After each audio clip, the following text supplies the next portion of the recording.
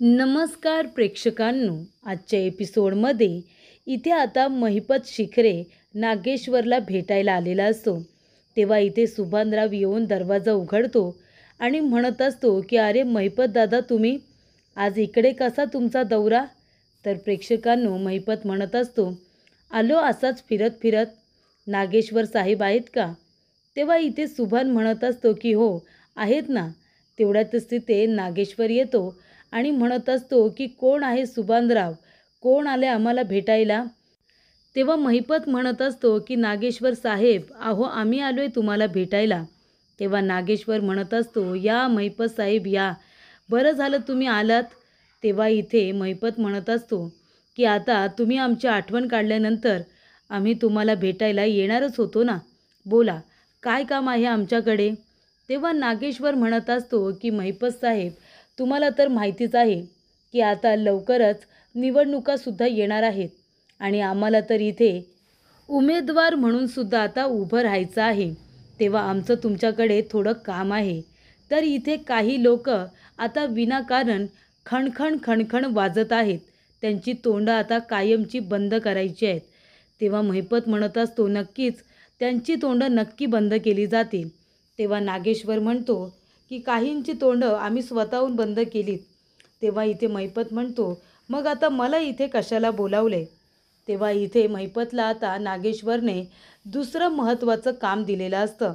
ते काम आता तुम्हाला सुभानराव समजावून सांगतील असं सुद्धा नागेश्वराने सांगितलेलं असतं. इथे आमच्या विरोधामध्ये काही गोष्टी जात आहेत, पण त्या आमच्या विरोधामध्ये जाता कामा नये. ती जबाबदारी तुमची. आणि जी लोक आमच्या विरोधात जाण्याचा प्रयत्न करतील त्यांची तोंडं योग्य वेळेतच बंद केली पाहिजे. सुभानराव, महिपतरावांना त्यांची कामं समजावून सांगा, असं नागेश्वराने सांगितलेलं असतं. तर इथे प्रेक्षकांनो, आता गिरिजा टेन्शनमध्ये असते. गिरिजा म्हणत असते की काय करू, नागेश्वर साहेबांना या ॲड्रेसवरती भेटायला जाऊ की नको? माझा त्या माणसावरती अजिबात विश्वास नाही आहे. पण काय करू, मी त्या माणसाला भेटायला जाऊ की नको? आता हे बरोबर आहे की चूक, मला कोण व्यवस्थित समजावून सांगेल? कुणाला विचारू मी फोन करून? तेव्हा प्रेक्षकांनो, इथे आता गिरिजाने सायलीला फोन केलेला असतो आणि गिरिजा सायलीला म्हणत असते, अगं सायलीताई, माझं तुझ्याकडे काम होतं. तेव्हा इथे सायली म्हणत असते, गिरिजा काय गं, आज तुला माझी कशी काय आठवण झाली? सगळं काही ठीक आहे ना? तू कशी आहेस? तेव्हा गिरिजा म्हणते, ताई सगळं काही ठीक आहे. मला तुझा एक सल्ला हवा होता. माझे बाबा इथे हॉस्पिटलमध्ये आहेत गं, त्यांना ऑपरेशन करायला सांगितले. तेव्हा सायली म्हणते, मग तुला पैशांची वगैरे गरज आहे का? तेव्हा गिरिजा म्हणते, नाही नाही, त्यासाठी तुला फोन केलेला नाही आहे. मला इथे आता बाबांचं ऑपरेशन तर करायचंच आहे, पण एका माणसाने मला पर्याय सुचवलेला आहे आणि त्यासाठी त्याने मला भेटायला बोलवले आणि भेटायला गेल्यानंतर तो मला इथे आता नक्की काय पर्याय आहे बाबांचं ऑपरेशन होण्याचा ते मला तो सांगणार आहे. तेव्हा मी काय करू, त्या माणसाला भेटायला जाऊ की नको? तेव्हा सायली म्हणते, का तो माणूस कसा आहे, चांगला आहे की वाईट, त्याच्यापासून तुला काही धोका आहे का? तेव्हा गिरिजा म्हणते की नाही, धोका आहे असं म्हणता येणार नाही. तेव्हा सायली म्हणते, मग तू भेटायला जा, नक्की तो माणूस तुला काय पर्याय देतोय ते तू बघ आणि तसंही तो पर्याय स्वीकारायचा की नाही हे तुलाच ठरवायचं आहे ना. नंतर बघता येईल काय करायचं आहे ते, पण निदान जाऊन बघून तरी घे की त्या माणसाला नेमकं काय सांगायचं आहे. उगाच जर देवाने दिलेली संधी असेल तर ती संधी आपण आधीच नाकारायला नको, नाही का? तेव्हा इथे सायलीने तिला सांगितलेलं असतं की जाऊन आधी पर्याय ऐकून तरी घे, तो स्वीकारायचं की नाही ते आपल्या हातामध्ये आहे. त्यानंतर प्रेक्षकांनो, इथे आता नागेश्वर गिरिजाची वाट बघत असतो आणि नागेश्वराला आठवत असतं, गुरुजींनी सांगितलेलं असतं की ह्या मुलीचं नशीब खूपच जास्त ताकदवर आहे. या मुलीचं नशीब होत्याचं नव्हतं करून दाखवू शकतं. तेव्हा प्रेक्षकांनो, इथे आता नागेश्वराला असं वाटत असतं की गिरिजाचं नशीब हे आमच्या नशिबाबरोबर जोडलं गेलं पाहिजे आणि म्हणूनच त्याने गिरिजाला बोलण्यासाठी बोलावलेलं असतं. तेव्हा प्रेक्षकांनो, इथे आता गिरिजा आलेली असते आणि ती म्हणते की नागेश्वर साहेब. तेव्हा नागेश्वराला खूप आनंद होतो की गिरिजा मनामध्ये कुठलाही राग न ठेवता फायनली त्याला भेटायला ती इथे जंगलामध्ये आलेली असते. बोलण्यासाठी इथे नागेश्वराने जागासुद्धा खूपच जास्त डेंजरस निवडलेली असते. तिथे आधीच म्हणजे विजा वगैरे कडकडत असतात, पाळापाचोळा उडत असतो, आजूबाजूला नुसती झाडं असतात आणि त्या ठिकाणी गिरिजा नागेश्वरला भेटायला आलेली असते. ती म्हणते, नागेश्वर साहेब, का बोलवले तुम्ही मला इथे आणि काय तुम्ही मला पर्याय सुचवणार आहात ते आता सांगा. तेव्हा इथे नागेश्वर म्हणत असतो की गिरिजा, तू इथे आम्हाला भेटायला आलीस त्यातच आम्हाला आनंद आहे. तेव्हा नागेश्वर म्हणत असतो, काल तू सगळ्यांच्या समोर आम्हाला तुझ्या पाया पडायला लावलंस, माफी मागायला लावलीस, खरं तर चुकलं तुझं. तेव्हा इथे आम्ही न केलेल्या गुन्ह्याची शिक्षा तू आम्हाला सगळ्यांसमोर दिलीस. तेव्हा गिरिजा म्हणते, न केलेल्या चुकीची शिक्षा, हे काय बोलताय तुम्ही नागेश्वर साहेब. तेव्हा इथे नागेश्वर म्हणतो, हां मग काय, न केलेल्या चुकीची शिक्षाच तू आम्हाला दिलीस. कालसुद्धा आम्ही तुला सांगितलं की आम्ही काहीही केलेलं नाही आहे म्हणून. हां, आता माझ्याच घरातल्या काही लोकांनी माझ्या विरोधात जाण्याची हिंमत केली आहे हे मात्र नक्की. माझ्याच घरातले लोक होते ज्यांनी मला या सगळ्या प्रकरणामध्ये फसवलेलं आहे. तेव्हा गिरिजा म्हणते, म्हणूनच तुम्ही मला इथे बोलावले आहेत का. तेव्हा इथे नागेश्वर म्हणतो, हो, कारण मला मी न केलेल्या गुन्ह्याची शिक्षा मिळाली, पण मला आता त्याच्यामधूनसुद्धा तुला मदत करायची आहे. तुझ्या इथे वडिलांच्या ऑपरेशनसाठी तुला पैशांची गरज आहे ना, म्हणूनच मी तुला ती पैशांची मदत करणार आहे आणि आमची चूक सुधारणार आहे. तेव्हा इथे गिरिजा म्हणत असते की अच्छा, म्हणजे कालपर्यंत तुम्ही माझ्या वडिलांचं, जिवंत वडिलांचं काळीज काढायला निघाला होतात आणि ते प्रभास काकांना लावायला निघाला होतात आणि आता तुम्हाला इथे माझी मदत करायची आहे, तुम्हाला माझं भलं करायचं आहे असं म्हणताय तुम्ही. तेव्हा नागेश्वर म्हणतो, गिरिजा, अगं किती वेळा सांगू तुला, सांगितलं ना की आमची या सगळ्यामध्ये काही चूक नाही आहे म्हणून. माझ्याच घरातल्या एका व्यक्तीने मला या प्रकरणामध्ये फसवले. उलट तूच माझ्याबरोबर चुकीचं वागलीस. आम्ही काहीही केलेलं नसताना अख्ख्या गावाच्या समोर आम्ही तुझ्या पाया पडलो. पण ते का पडलो, कारण मला कुठलाही तमाशा करायचा नव्हता. पब्लिक किती चिडली होती हे तू बघितलंस ना. तेव्हा गिरिजा म्हणते, हे सगळं जर तुम्ही केलेलं नाही आहे तर मला सांगा, मग हे सगळं कुणी केलं आहे, कोण आहे ती तुमच्या घरातली व्यक्ती, तिने हे सगळं केलं आहे, सांगा बरं. तेव्हा इथे नागेश्वर म्हणतो, हे बघ, मी त्या व्यक्तीचं आता तुला नाव सांगू शकत नाही, पण एक मात्र खात्रीने सांगतो की काल जे काही घडलं त्याच्यात आमची चूक काहीही नव्हती. आमच्या विरोधात रचलेलं हे षडयंत्र आहे. आम्हाला डॉक्टरांनी एक फॉर्म दिला होता आणि त्याच्यावरती सही करायला सांगितली होती, पण आम्ही त्या पेपरवरती सही केली नाही. पण आमच्याच घरातल्या एका व्यक्तीने त्या पेपरवरती सही केली आणि मग तुझ्या वडिलांना त्या लोकांनी नेण्यासाठी गाडीसुद्धा मागवली आणि ते घेऊन जात होते. त्या ठिकाणी आम्ही आलो होतो. आम्हाला कळलं की इथे दत्तूला ॲम्ब्युलन्समधून घेऊन जात आहेत. तेव्हा ती गाडी अडवण्यासाठी आम्ही तिथे आलो होतो, पण तिथे आमच्या आधी तू ती गाडी अडवली होतीस आणि मग काय झालं ते सगळ्यांच्या समोर आहे. आम्हाला बोलण्याची सुद्धा संधी दिली नाही. ती व्यक्ती आमच्याच घरातली असल्यामुळे मला काही बोलतासुद्धा आलं नाही आणि काही चुकी नसताना ह्या नागेश्वर घोरपडेने, जो आतापर्यंत कुणाच्याही समोर झुकलेला नाही आहे, त्या नागेश्वर घोरपडेने सगळ्यांसमोर तुझे पाय धरले, बघितलंस ना तू. तेव्हा इथे गिरिजा म्हणत असते, तुमची काही चूक नव्हती, मग कालच तुम्ही का नाही बोललात आणि त्या माणसाचं नाव का नाही सांगितलं ज्यांनी तुम्हाला फसवलं. तेव्हा इथे नागेश्वर म्हणतो, गिरिजा, अगं काल लोक किती चिडले होते आणि त्यांच्यासमोर मी माझ्या घरातल्या व्यक्तीचं नाव सांगणार होतो.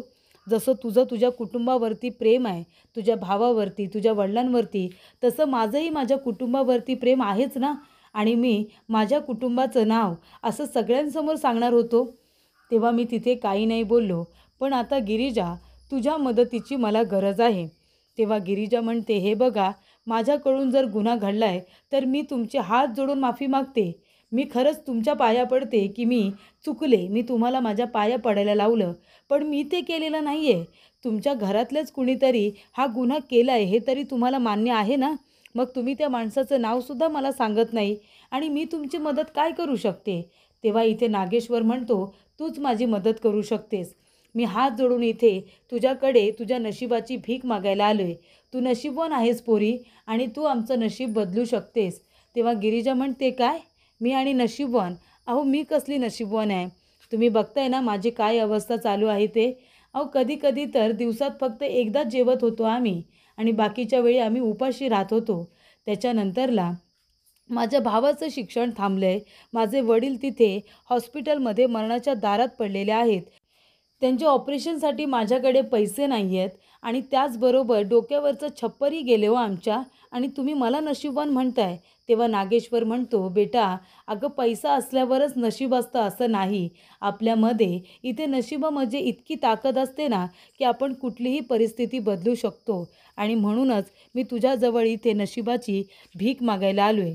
तेव्हा इथे नागेश्वर म्हणत असतो की तू बघितलंस ना आत्तापर्यंत नशिबाचं नाणं हे मला भेटत होतं, पण ह्या वेळेला नशिबाचं नाणं तुला भेटलं. बरोबर ना? म्हणूनच मला तुझं नशीब हवं आहे आमचं नशीब पालटण्यासाठी. काही महिने आमचे दिवस खूपच जास्त वाईट गेलेले आहेत, पण तुझ्यामुळे तुझ्यामुळे आमच्या नशिबामध्ये काहीतरी चांगलं घडेल असं वाटतंय मला. त्यामुळे तुझं नशीब हवं आहे मला, त्यासाठी मी भीक मागायला आलो आहे. तेव्हा गिरिजा म्हणते, अहो पण एकमेकांचं नशीब एकमेकांना दिलं जात नाही ते तुम्हाला माहिती नाही आहे का?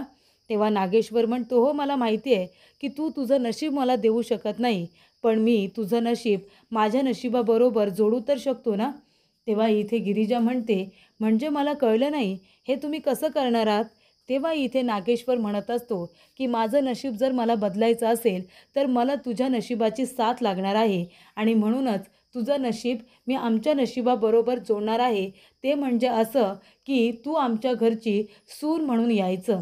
तर मी तुझं लग्न माझे चिरंजीव रुद्रप्रताप घोरपडे यांच्याबरोबर लावून देणार आहे आणि तू त्यांची बायको म्हणून आणि आमच्या घरची सून म्हणून आमच्या घरामध्ये येऊन तू माझं नशीब बदलणार आहेस. तेव्हा प्रेक्षकांनो, गिरिजा म्हणत असते, अच्छा म्हणजे तुमचं नशीब बदलण्यासाठी तुमच्या स्वार्थासाठी तुम्ही माझं लग्न तुमच्या मुलाबरोबर लावणार आहात का? आणि मी तुमच्या या निर्णयाला लगेच होकार देईन असं वाटलंच कसं तुम्हाला? तुमच्या स्वार्थासाठी तुम्ही माझं लग्न लावायला निघाल्यात, माझं नशीब हवं म्हणून तुम्ही हा मार्ग निवडलात. तेव्हा इथे नागेश्वर म्हणतो, हो बरोबर आहे ना, माझा स्वार्थ आहे याच्यामध्ये की आमचं नशीब बदलेल. तो आमच्या घरात आलीस तर माझ्या मुलाला माझ्या चिरंजीवांना तुमच्यासारखी गुणी बायकोसुद्धा मिळेल. पण आमचा स्वार्थ बघता बघता आम्ही इथे उपकारसुद्धा करणार आहोत. तेव्हा इथे नागेश्वर म्हणत असतो की हे बघ, तुझ्या वडिलांच्या ऑपरेशनसाठी तुला 10 लाख रुपयांची गरज आहे. तुला तुझं घर हवं आहे, तुला तुझ्या भावाचं शिक्षण करायचं आहे. मी तुझ्या वडिलांचं ऑपरेशनसुद्धा करेन, तुझं घर तुला परत मिळवून देईन आणि महत्त्वाची गोष्ट म्हणजे तुझ्या भावाचं शिक्षण पूर्ण होईल, ती जबाबदारी माझी. अजून मी काय करू सांग बरं?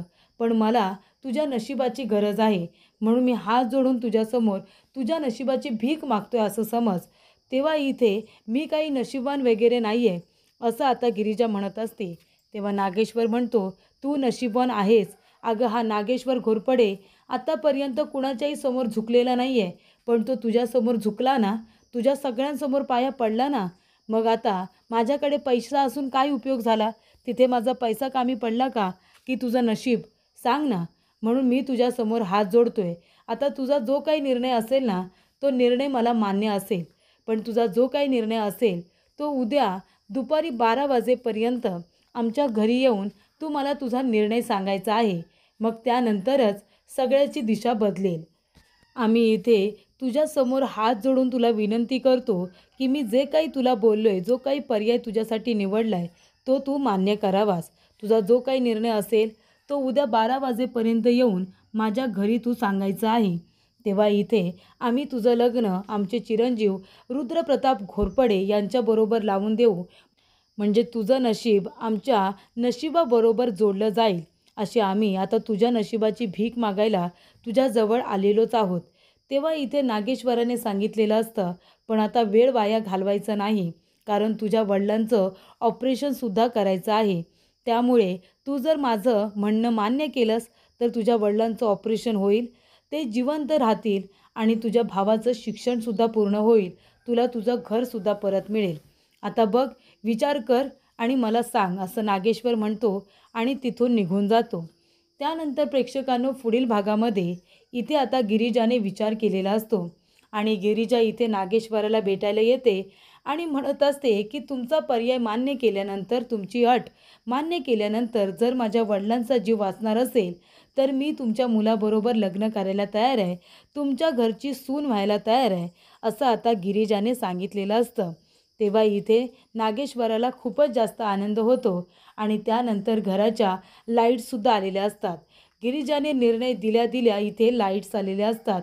तेव्हा इथे नागेश्वराला पुन्हा प्रचिती आलेली असते की ही मुलगी नशीबवान आहे. आणि तेव्हा मीडियासमोर इथे आता नागेश्वराने अनाउन्समेंट केलेली असते की ही आहे गिरिजा. गिरिजा आमच्या घरची होणारी सून आहे. तर इथे सौ गिरिजा रुद्रप्रताप घोरपडे आमच्या घरची होणारी सून खूपच जास्त नशीबवान मुलगी आहे, असं इथे आता सगळ्यांच्या समोर इथे नागेश्वराने अनाऊन्स केलेलं असतं. आणि तेव्हा इथे उर्वशीला खूपच जास्त राग आलेला असतो. पण गिरिजाने फक्त आणि फक्त आपल्या वडिलांसाठी इथे नागेश्वर घोरपडे यांचं म्हणणं, त्यांची अट ही मान्य केलेली असते. आणि इथे आता सगळ्यांना समजलेलं असतं की रुद्रप्रतापची होणारी बायको म्हणजे गिरिजा आहे. हे सगळ्यांना कळल्यानंतर सगळ्यांनाच आश्चर्य वाटलेलं असतं.